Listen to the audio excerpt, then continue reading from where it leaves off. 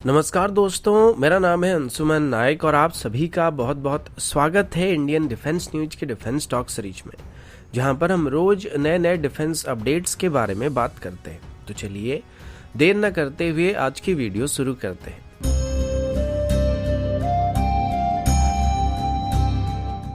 आज की पहली अपडेट एरोस्पेस सेक्टर से लेके है। अभी जैसे कि भारत अपनी एरोस्पेस सेक्टर को धीरे धीरे मजबूत करने की कोशिश कर रहा है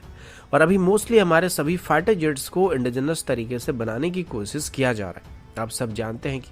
सभी मॉडर्न एयरक्राफ्ट्स में स्टील और एल्यूमिनियम अलॉयज के बदले अभी कंपोजिट मेटल का इस्तेमाल करने की कोशिश किया जाता है। स्पेशली कार्बन कंपोजिट का इस्तेमाल किया जाता है, जो कि टफ होने के साथ साथ हल्के भी होते हैं और इससे एयरक्राफ्ट की आरसीएस भी काफी हद तक रिड्यूस हो जाता है। या एक नॉर्मल मेटल बॉडी के मुकाबले कंपोजिट से बनाए गए बॉडी में या स्ट्रक्चर में जो आरसीएस होता है वो काफी कम हो जाता है। और अभी हमारे जितने भी फाइटर जेट डेवलप किए जा रहे हैं, चाहे वो तेजस हो जाए या आगे चल के बनाए जाने वाले तेजस MK-1A हो जाए, तेजस MK-2 हो जाए या twin engine deck based fighter हो जाए या फिर एमका भी हो जाए, इन सभी में कार्बन कंपोजिट का इस्तेमाल होने वाला है। लेकिन अभी इसके लिए कुछ बुरी खबर सामने आने वाली है और अभी पता चला है कि इन कार्बन कंपोजिट मटेरियल्स की जो कॉस्ट है वो काफी हद तक इंक्रीज हो रहा है। अब ये यूक्रेन और रशिया के बीच चले लड़ाई की वजह से हो रहा है या चाइनीज रायते की फैलने की वजह से हो रहा है, ये पूरी तरीके से क्लियरली बताया नहीं जा सकता है। लेकिन ज्यादातर इसकी प्राइस बढ़ने के पीछे चाइनीज रायते की फैलने की वजह बताया जा सकता है, क्योंकि इसके प्राइस बढ़ना 2019 के बाद ही शुरू हो गया था।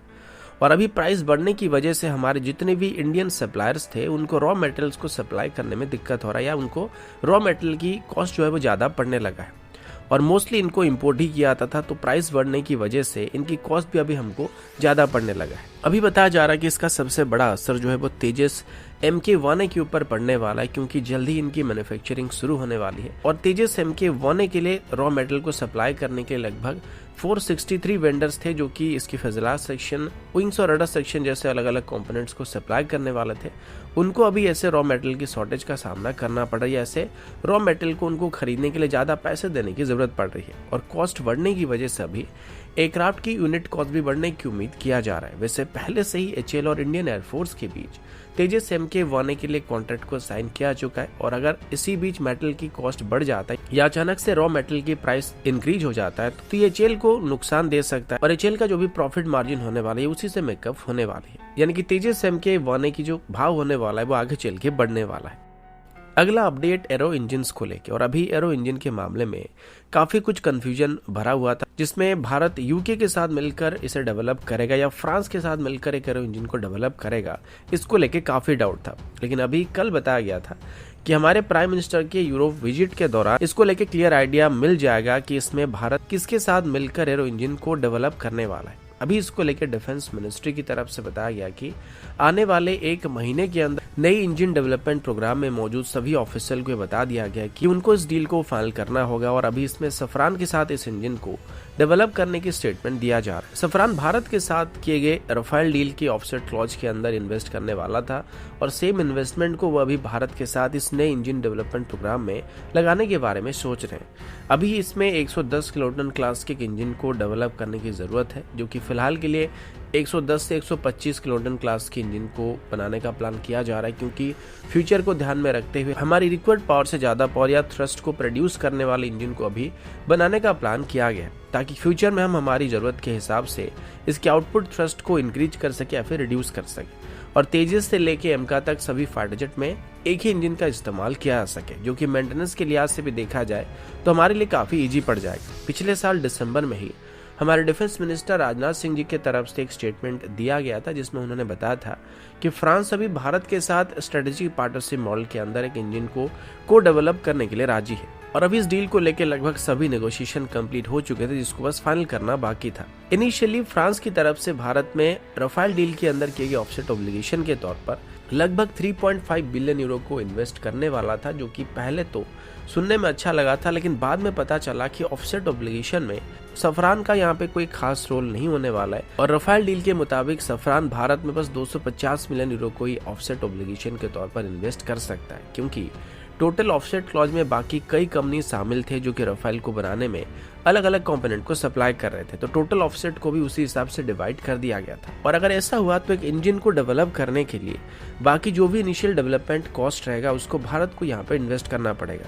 और इसके लिए इंडियन गवर्नमेंट को 500 मिलियन यूरो इन्वेस्ट करना पड़ेगा और इसी वजह से ये डील अभी तक फाइनल नहीं हुआ था और इसको लेकर नेगोशिएशन किया जा रहा था। लेकिन अभी इसको जल्दी से फाइनल करने की बात की जा रही है, जो कि बस 1 महीने के अंदर फाइनल कर दिया जाएगा। इसके बाद सफरान का कहना है कि इस इंजन को तैयार करने में 5 से 7 साल का टाइम लगने वाला है और वो इसकी कंप्लीट टेक्नोलॉजी को और इंटेलेक्चुअल प्रॉपर्टी को भी भारत के साथ शेयर करने वाला है।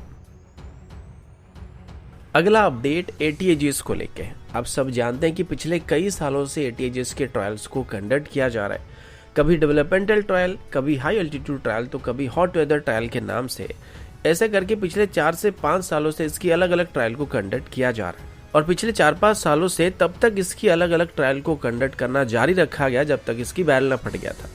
फिर इसे खराब बताकर इसकी इंडक्शन प्रोसेस को थोड़ा धीमा कर दिया गया और इसकी जगह पर एथोस गन्स को इंडक्ट करने का प्लान बनाया गया था। लेकिन ATAGS इतनी आसानी से हार मानने वाला नहीं था और DRDO और कल्याणी ग्रुप की तरफ से बताया गया था कि बस 1 साल के अंदर वो इसमें जो भी डिफेक्ट पाए गए थे उनको फिक्स करके दोबारा इसकी ट्रायल को शुरू करने के लिए इसको तैयार करने वाले। और वैसा ही हुआ और अभी कल्याणी ग्रुप की तरफ से दिए गए इनपुट्स के मुताबिक ATAGS को फाइनली पोखरण फायरिंग रेंज में सफलता के साथ टेस्ट किया जा चुका और ये उसका फाइनल यूजर ट्रायल था और ऐसा अभी कल्याणी ग्रुप की तरफ से बताया गया है। अब फाइनल यूजर ट्रायल का मतलब ये है कि इसके बाद ATAGS की फर्दर कोई ट्रायल करने की जरूरत नहीं है और अभी इंडक्शन के लिए पूरी तरीके से तैयार हो चुका है और अभी इसको आर्मी में टेक्निकली शामिल किया जा सकता है। अब जैसे कि अभी इंडियन आर्मी को कम से कम 1100 से ज्यादा टोड आर्टरी गन्स की जरूरत है, जिसमें ATAGS की कैटेगरी की यानी कि 155 mm 52 कैलिबर की गन की जरूरत है। तो ये ATAGS के लिए बहुत ही अच्छा मौका हो सकता है जहां पर इनको इंडियन आर्मी में मास इंडक्ट किया जा सकता है। लेकिन जब तक ऑफिशियली